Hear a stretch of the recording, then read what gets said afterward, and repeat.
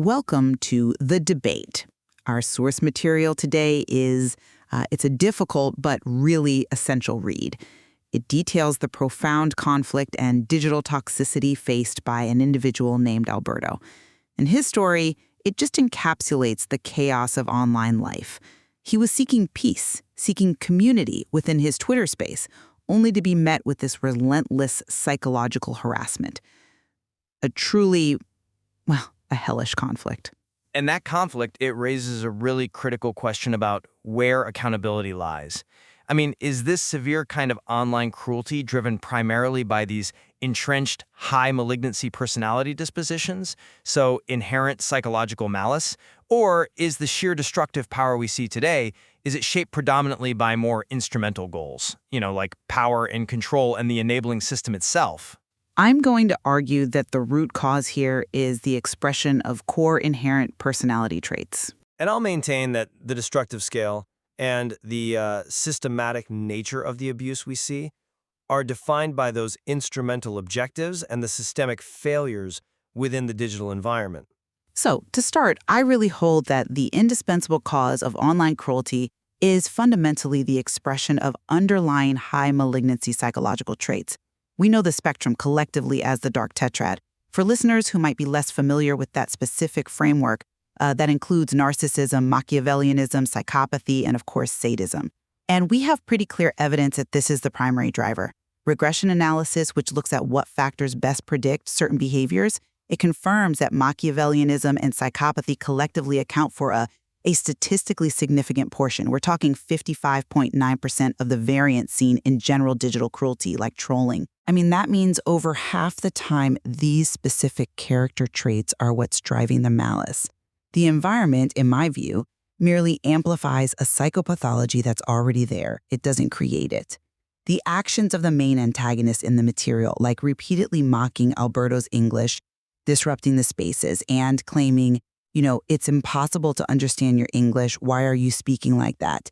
That is just clear evidence of inherent sadism and contempt, not just opportunistic behavior. Okay, I do acknowledge the strong predictive power of those psychological traits, especially the dark tetrad, but I come at it from a slightly different angle.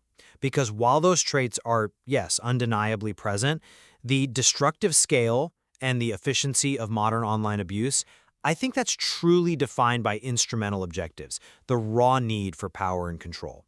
The platform itself is critical here because it creates a hunting ground that has no borders. It's a place where perpetrators feel like they can't be touched and they can operate with impunity. The abuse described against Alberto wasn't just random malice. It was a deliberate, calculated campaign using what's called online dark psychology. It was designed to inflict maximum emotional and psychological cost, to isolate the victim and really dismantle their sense of self. In Alberto's profound emotional toll, the frequent panic attacks, that feeling of being completely unprotected, his desire to just abandon the cybersecurity community he himself founded. I mean, these are devastating real-world consequences that are enabled by the systemic failure of the platform to contain this instrumental abuse. Well, let's ground this in the specific malice we saw. The consistent, specific nature of the attacks. The antagonist publicly claiming Alberto was very gay in space titles, focusing precisely on his vulnerability, humiliating him. That transcends simple instrumental power games. It suggests an active, inherent desire to belittle and to cause suffering. The source material even confirms that the antagonist belittled people in ways that were obvious to others, but which he himself couldn't see. And that points to a fundamental deficit in empathy, an inherent need to inflict pain. It points squarely back to core pathology.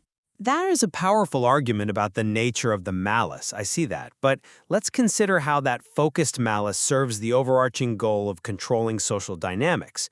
The sources note that the antagonist, after being confronted, started behaving completely normally one day. That tells me the behavior can be suppressed when it's advantageous to do so, which suggests control and social leverage are the primary objective, not some unrelenting psychological compulsion. And what's more, the antagonist significantly modified his behavior when another key figure, Stormy, was present in the room. So if the behavior is modulated based on the audience or specific relational goals, then the cruelty is a calculated tool for achieving status or suppressing a rival, rather than the simple, unavoidable outpouring of a bad personality. But if the goal is truly just status and leverage, then why did the damage become so absolute? Alberto was pushed to leave his life's work, a community of 10,000 members. The magnitude of this failure goes beyond the technological platform. I find it difficult to accept that the system is the dominant factor here. Because the profound failure of friends and community members to intervene to protect Alberto, that tragic notion that they just let it happen, that's a failure of human character. That's a failure of interpersonal trust. The expectation for protection was based on human bonds, and those bonds were profoundly betrayed. That proves human fallibility remains the core element that allows this cruelty to thrive. But the magnitude of the crisis is a direct result of the lack of protection afforded by the system itself. This wasn't a single moment of betrayal. The harassment campaign was systematic.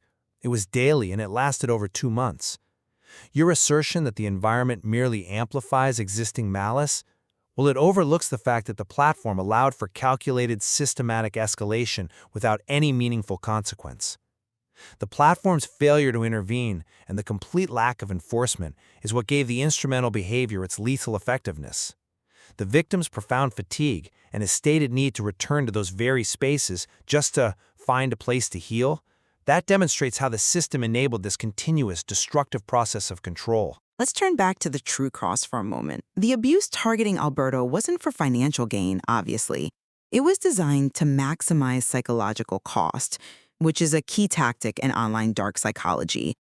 The source details Alberto's emotional state, entering into panic attacks and severe distress. The goal here was purely destructive control over his mental state. I understand why you see that as instrumental, but let's reframe that obsession with destructive control.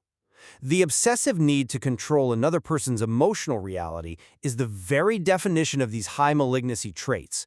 Psychopathy and narcissism, by their nature, view other people as mere tools or possessions to be manipulated or broken. The links the antagonist went to, bringing up old profile posts, constantly creating chaos, seeking, quote, everything, every tiny thing to unnerve you, that demonstrates a deep pathological need to destabilize the victim's sense of reality. The behavior may be executed instrumentally, sure, but the motivation to seek that level of psychological dominance is rooted in a malignant disposition. Ultimately, while the traits of the spark, I think the material provides a clear-cut case where the digital environment allowed instrumental goals, the calculated, systematic pursuit of control and status, to define the severe, sustained nature of the abuse. It's what pushed Alberto to the point of abandoning his entire professional community. The indispensable cause of cruelty stems from those inherent high malignancy personality traits.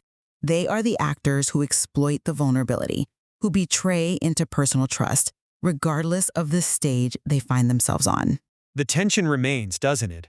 The sheer craziness of Alberto's struggle seeking peace in a place designed for conversation only defines psychological warfare.